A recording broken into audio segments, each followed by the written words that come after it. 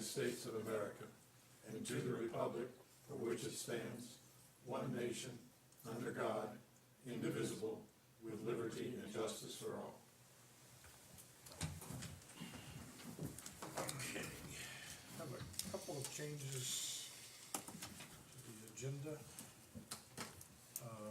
We're gonna move item 7A up to special presentations and make that 3A. And then I'd like to add an item under new business, I guess it'll be 5B, that is voting credentials for VACO.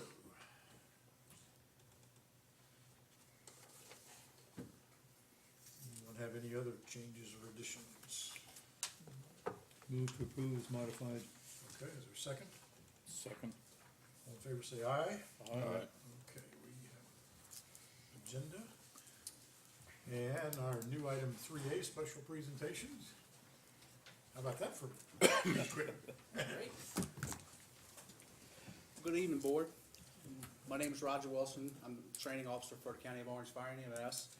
And basically spent the last 2 weeks worrying about Hurricane Florence. So Hurricane Florence really started for the Orange County September 8th when the governor declared a state of emergency. They were typically worried about the flooding of Hampton Roads area. They needed to evacuate. September 9th is when we really started bringing things together for the hurricane because they were saying that Orange County is going to get impacted at that point. So September 11th, we started doing 2 conference calls a day, one with the National Weather Service, the other one with our regional partners with Virginia Department of Emergency Management. On the 11th, at 1800 hours, y'all declared a state of emergency, which actually allowed us, if we needed to free up some procurement processes if we needed to. On September 13th, we actually had a leadership meeting with the county, and all the director heads were present, and we actually worked out some quite interesting details and actually found some problems within our plan. Luckily, after that meeting, we found out Orange County was going to get hit with just heavy rain. We continued our conference calls all the way through the 14th, and that's when we decided that we could actually stand down. So some of the lessons we actually learned from Hurricane Florence. First of all, we needed to improve an air sheltering plan. In the years past, we had one person from the Red Cross, and that's all we ever dealt with any kind of sheltering. Well, they have retired. They moved on, and we've lost that contact. So now we're into the regional process of we're battling for Red Cross, just like Culpeper County or any other county beside us. So we actually need to improve our plan to make this successful next time. We also were very able to open up a shelter if we needed to be. Where was that gonna be? One could have been at the field house, and we also have Barbersville Firehouse. The other thing that we actually learned that there was actually more generators on the schools than we once knew. So one of the things that we're going to look for in the future is what do these generators actually operate?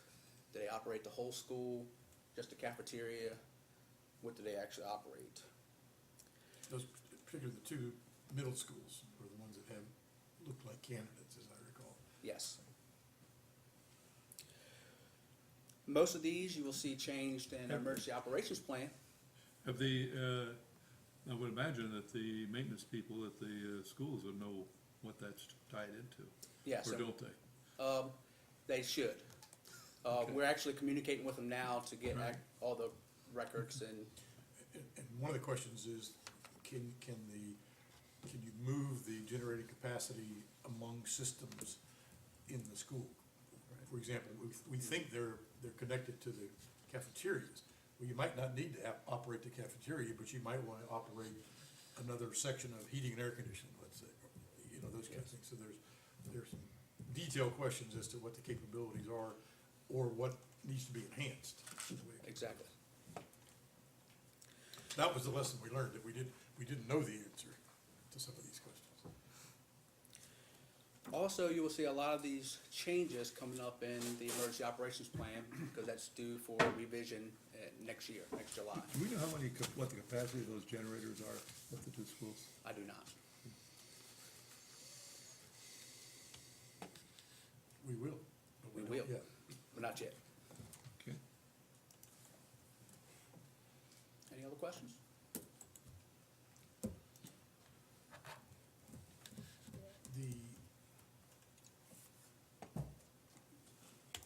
Do we have a policy with regard to sheltering that tells us under what circumstances and, you know, who would be able to use it and for how long and those kind of things? Because one of the things that we heard was that sometimes people show up at a shelter and they don't want to leave, even after whatever the event is has long since. Somebody's feeding them and housing them? Well, yeah, Yeah. and so, in addition to the facility issues, you know, it sounded to me like we could do some work on our, in the overall policies about when they would be opened and how we communicate the fact that they're open and, or maybe why we're not opening them.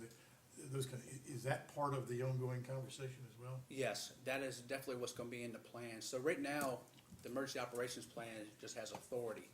Who has the authority to opening, who's gonna run the shelter, for how long. So how our plan actually is right now is fire and EMS with help of Department of Social Services will open it until Red Cross showed up. And basically, that's where our plan stopped. If you talk to the Department of Social Services, they don't have any idea that they have responsibility for. They may now, but. They do now. They didn't before. Right. Well, there are other little things in there that apparently, once you bring someone into a shelter, then you own them.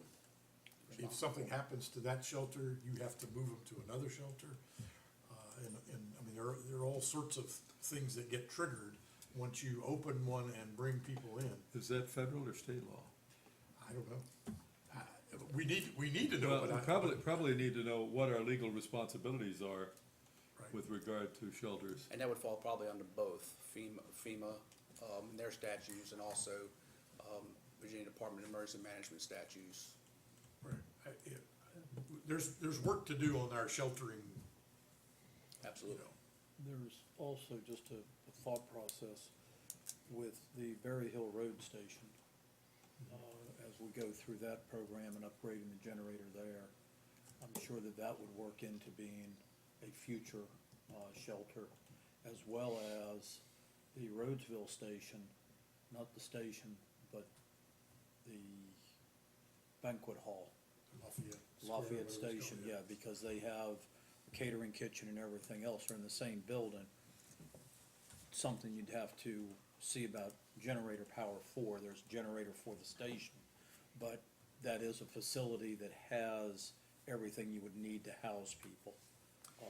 So, Another aspect of this is that we need to be able to anticipate, or at least have policies, to deal with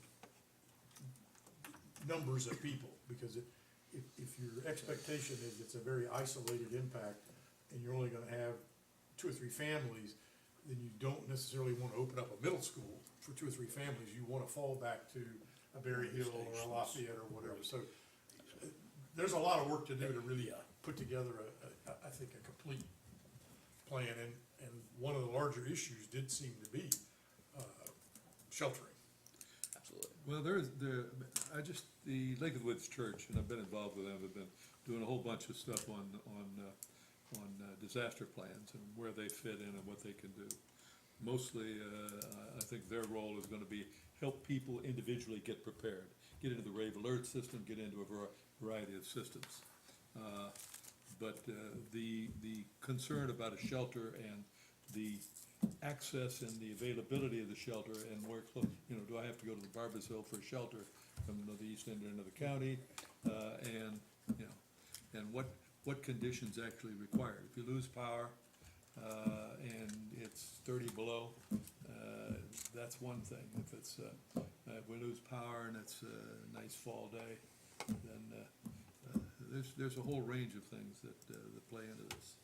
Well, there are lots of rules. I mean, you talk about the church, you would think it would be a good idea if you had a shelter open that a church group could bring food in for a meal. Can't do it, not allowed.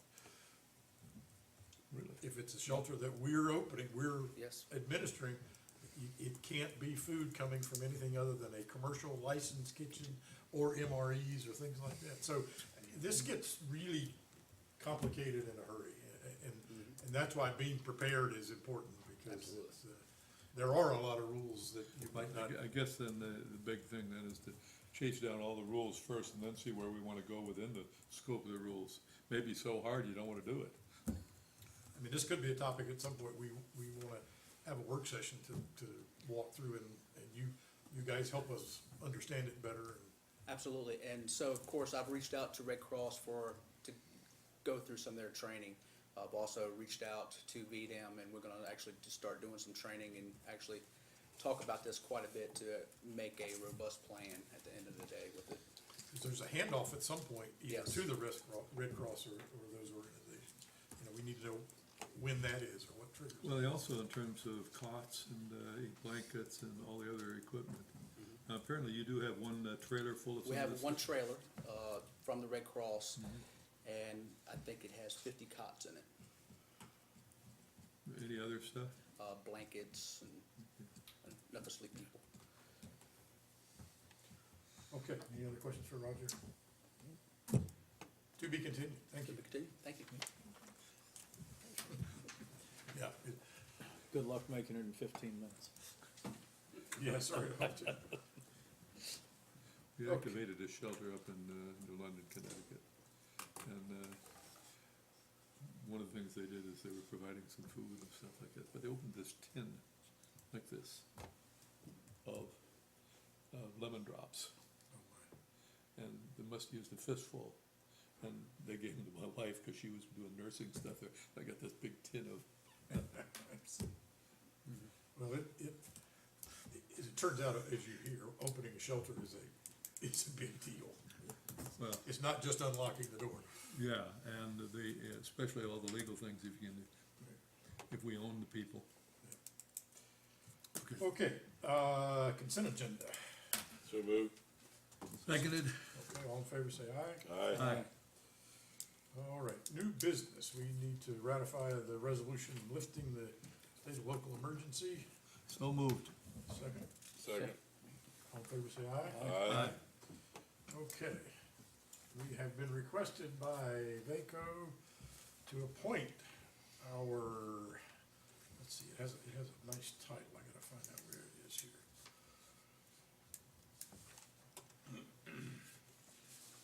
I volunteer. You are our credentialed, Ah, there we go, our credentialed representative.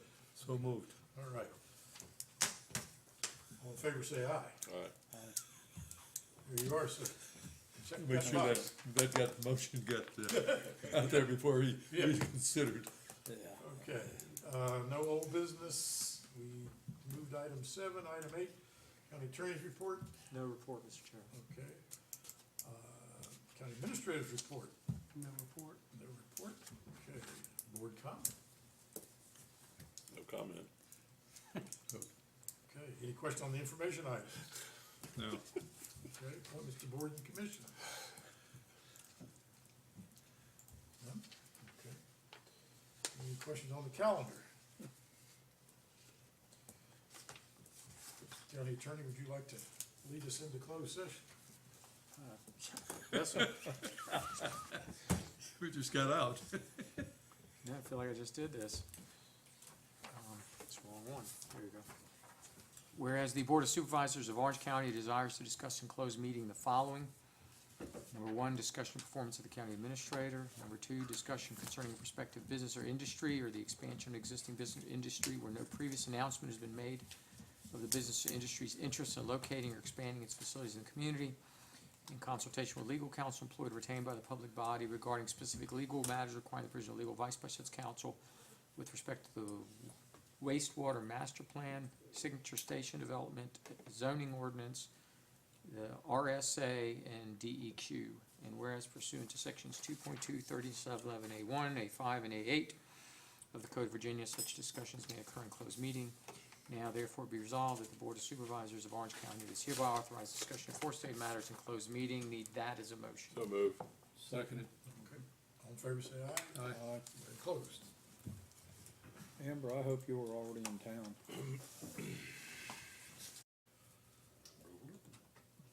Members of the board, to the best of your knowledge, were the only matters discussed in the closed meeting, public business matters lawfully exempted from open meeting requirements, and that only such public business matters as were identified in the motion by which the closed meeting was convened were heard, discussed, or considered in the closed meeting. Mr. Frayton, Aye. Mr. Johnson, Aye. Mr. Crozier, Aye. Mr. Goodwin, Aye. and Mr. White. Aye. 5-0. Okay. All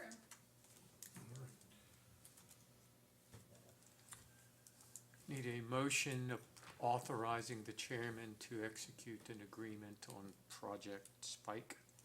So moved. Second. Any discussion? All in favor, say aye. Aye. It's unanimous. That was Project Spike, is that right? I believe it's Spike, yes. It was Motion to adjourn? We gotta do public Gotta do comment public here comment. in another minute, I think. Everybody has? The official clock is 6:59:59. Okay, now I have a motion to adjourn. Oh, wait. They open a public comment. Do we have anyone signed up to speak? No, sir, Mr. Chairman. Close public comment. Now. Motion to adjourn! So moved. Aye, all in favor? Aye. That may set a record, 16 I was seconds. gonna say, that's. That may